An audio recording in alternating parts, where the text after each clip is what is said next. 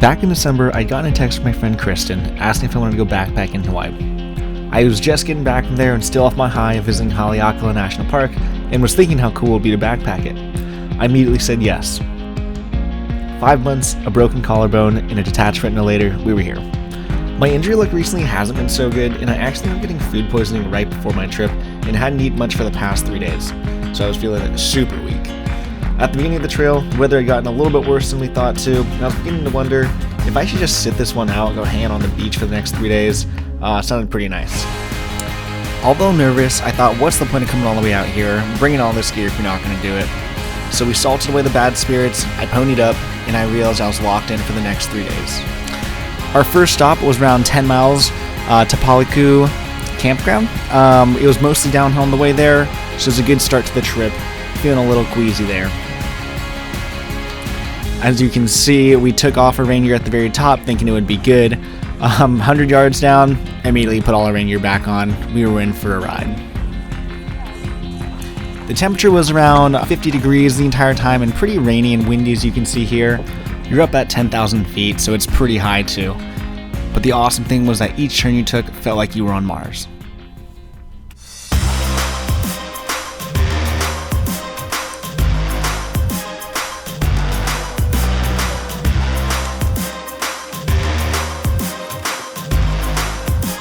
The scenery was pretty sweet. As you can see, we had a lot of black sand and a lot of cool popping colors. We also got to see these really cool silver sword plants. They're extremely rare and threatened, and they only bloom once and die. And also the endangered nene, the Hawaiian goose. A couple trees. And we ended up at our campground. So there were some cabins here that were reservable, and we were hoping to bum in a bed since there was a lot of rain going on. It looked like it was locked. There was a guy in there, kind of grumpy guy, so we didn't even ask. So we ended up setting up camp in the campsite Kristen reserved back in November. It was a pretty popular spot, so we were surprised nobody else was here. Then again, the weather was a pretty big deterrent. But yeah, 9.83 miles later, around 5 to 6 hours, we were here setting up our tents. We all had the same idea that we needed to wait for a window for the rain to stop, a window of opportunity. And so once we found that window, we were all hands on deck. We set up the tents as quickly as possible before the rain started again. And thankfully the rain didn't start until much later in the night, so we were able to enjoy this beautiful sunset, be rewarded with that while cooking dinner, enjoying it, and hanging out.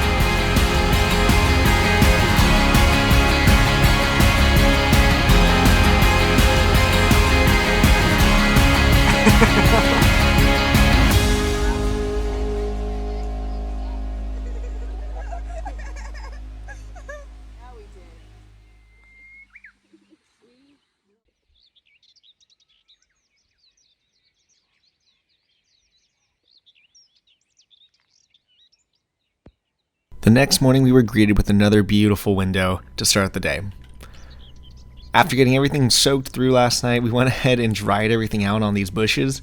My rain jacket totally soaked through, so I was using this poncho that I had from Legoland.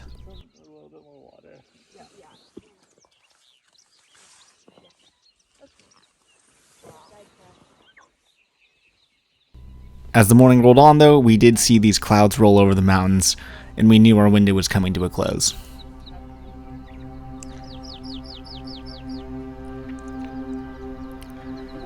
With all our gear drying off the best we could, we started our daily chores of filtering some water, eating some breakfast, and eventually packing up camp.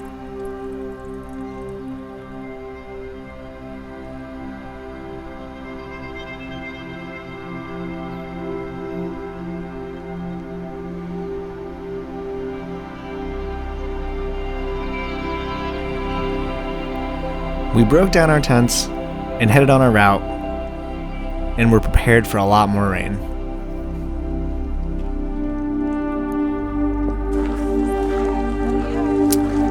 Today was around 6.2 miles, and here we are, a mile and a half in.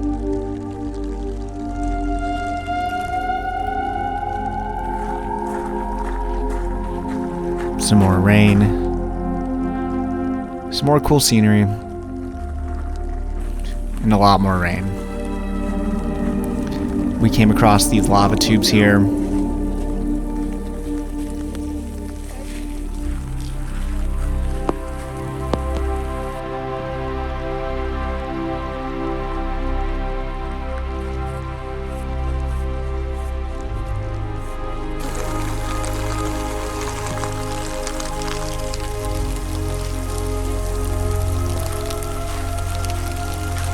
with 2 miles left, we turn this corner to see probably one of the most beautiful views I've ever seen in my entire life.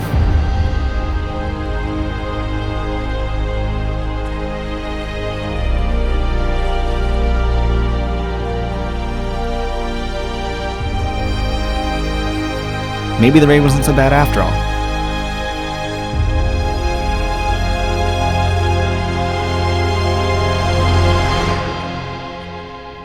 I'm back here with the narration. As we approached our campsite, we needed another window, so we luckily found these horse stables here. We played the longest game of mini Uno while waiting for our window to come through. But you know, good things come to those who wait. And, you know, we were waiting for quite a while, but we're greeted with this awesome window.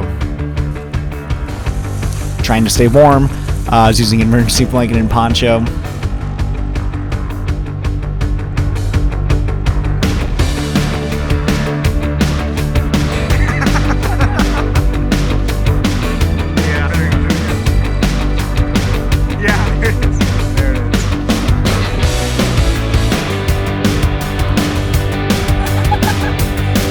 You know what they say, the greatest views come after the hardest climbs, or something like that.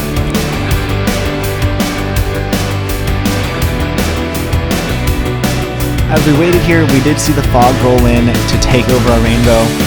You know, all good things can't last forever, so winter was coming to a close here.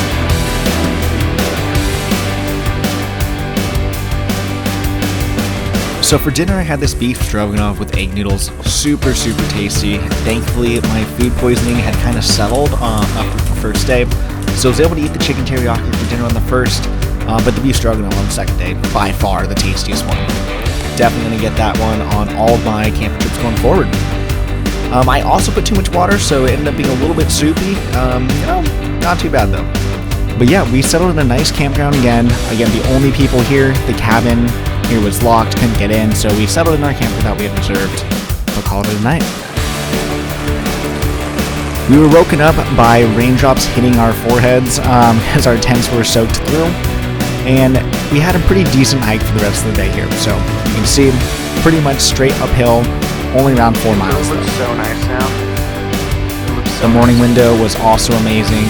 Got some sun. Actually put on some sunscreen for the first time on this trip. And got to take some cool pictures to make it look like we had the best weather ever. But as we knew, this weather wasn't forever, and we were hiking straight into that. Did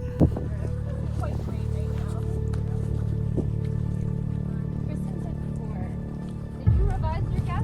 No, I still think it's going to be 4. Is it 4? 1 mile in, feeling good.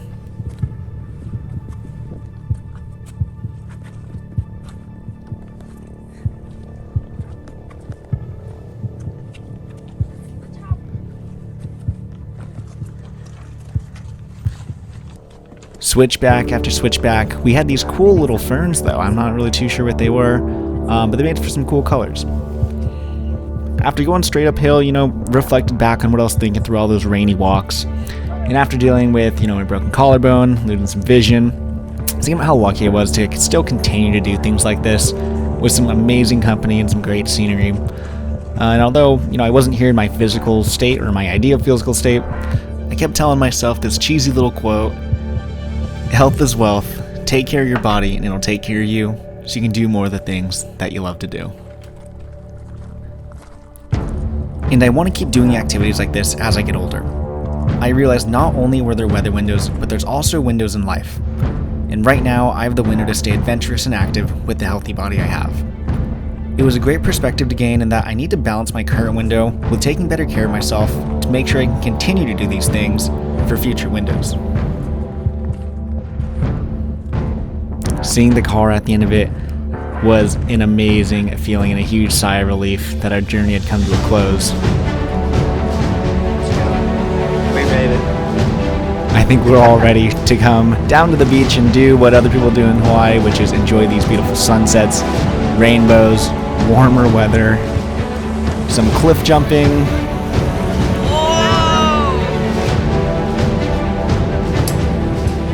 And just some good eats, some fun times, and some great memories.